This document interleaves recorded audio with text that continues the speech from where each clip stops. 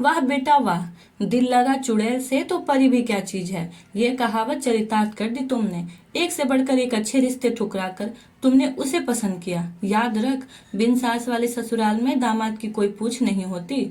माँ, इसका दूसरा पक्ष भी तो देखो। बिन माँ की बच्ची है, तुम माँ बन जाना, वह बेटी बन जाएगी। मुझे ना पढ़ाओ ये प्रेम का पाठ। तुम्हारी पसंद है तो तुम ही संभालना, उन्होंने कहा। समीर ने सोचा कि माँ यूं ही गुस्से में कह रही है, साथ रहते हुए नीरू के प्रति स्नेह जरूर उमड़ेगा। पंडित जी ने विवाह की तिथि निकाली और नियत समय पर सब संपन्न हो गया। नीरू भाई बहनों में सबसे छोटी थी।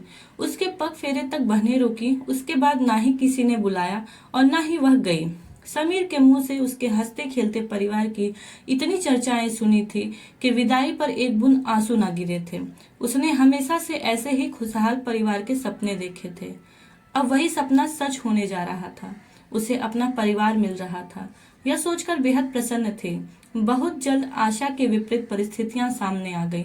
समीर के सामने खुशनुमा माहौल रहता, पर उसके ऑफिस जाते ही एक एक पल काटना मुश्किल हो जाता। बस काम की बातें होती। सारी दोपहरी अकेली बैठे बिताती। एक कड़वाहट की दीवार थी जो सुभद्रा जी व नीरू के बीच बनी हुई थी। मुंह खोलती तो बस विरोध जताने के लिए, भले ही मुद्दे अलग अलग होते।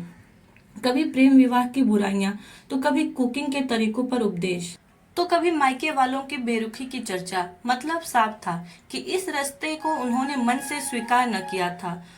उसने एक दो बार समीर से इस बारे में कहा भी, पर वह टाल गया। वह भी क्या करता। इस शादी के लिए घर वालों को मनाने में ही उसकी सारी ऊर्जा निकल गई थी। दिन निकल रहे थे पर दूरियां घटने का नाम नहीं ले रही थी। मन में यही सब सोचती नीरू एक दिन सीढ़ियों से फिसल गई। दाहिनी पैर में फ्रैक्चर हुआ था। डॉक्टर ने उन 3 हफ्तों के लिए प्लास्टर चढ़ा दिया था। ऐसे में वह पूरी तरह से पराश्रित हो गई थी। ससुराल में काम करते हुए फिर भी वक्त गुजरता है। अब मरीज बनने के बाद उसे दिन पहाड़ से लगने लगे थे। ऊपर से जब तब रिश्तेदारों के फोन आते रहते। सासू माँ के मायके वाले भी उठ पटांग सलाह दिया करते। आज भी उनका मायका आबाद था। उनकी ओर से हर तीज त्योहार में बुलावा आ जाता। एक दिन सुभद्रा जी की माँ ने यह तक कह दिया कि नीरू को मायके भेज दो। अब क्या बुढ़ापे में बहू की सेवा करोगी। उनके लिए बड़ी दुविधा की घड़ी थी। एक ओर जहां बहू के आने से गृहस्थी से छुट्टी मिलनी चाहिए थी, वही जिम्मेदारियां बढ़ गई थी। उन्हें फैसला लेना था, अपना मायका या बहू का मायका। बहू की भोली सूरत आंखों में नाच गई।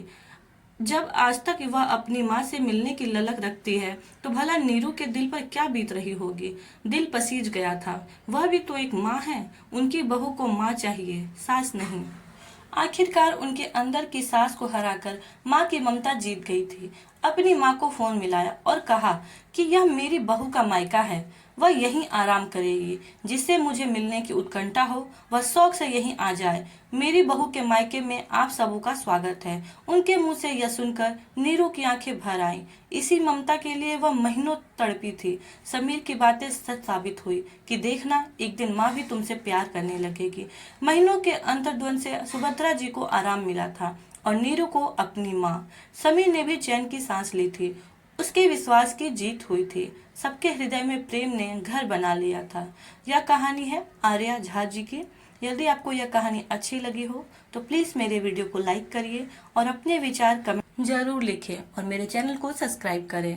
Thanks for watching the video. Please like, subscribe and share.